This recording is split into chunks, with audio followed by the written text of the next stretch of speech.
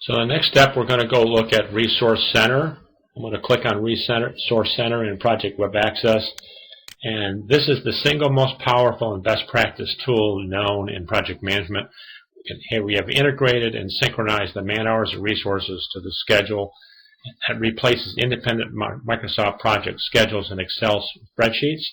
So what we have here is a list of all the generic resources in Project Server. We've chosen the three for the three different capital expenditure projects. So what we're going to go to is now is resource availability. That's another word for a capacity planning tool. And what we're going to do, we're clicking on this, and this is going to show bars which represent the resource demand hours of the schedule. So these are the resource hours required to make and meet the schedule. And the line chart shows the resource capacity of these three resources. And so let's say the resource manager can look at this and see what his future load is.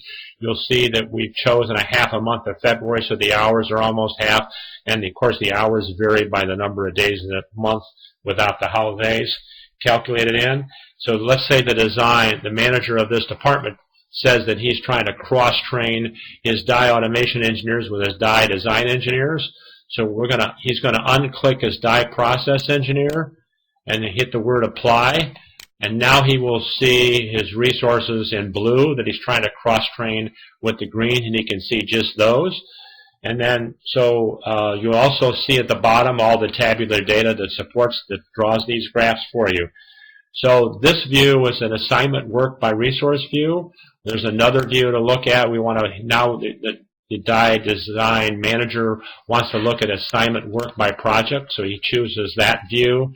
And that view then sorts all the same data with these same three by type of project. So it's either the die design part number 1256, or it's die design part number 1178, or the unplanned work, because only a portion of their work is done on the projects, and unplanned work comes at him every day. So now he can look at that. Now the last thing the resource manager may want to do is he may not like looking at monthly granularity. Maybe he wants to look at quarters, or more likely say weeks.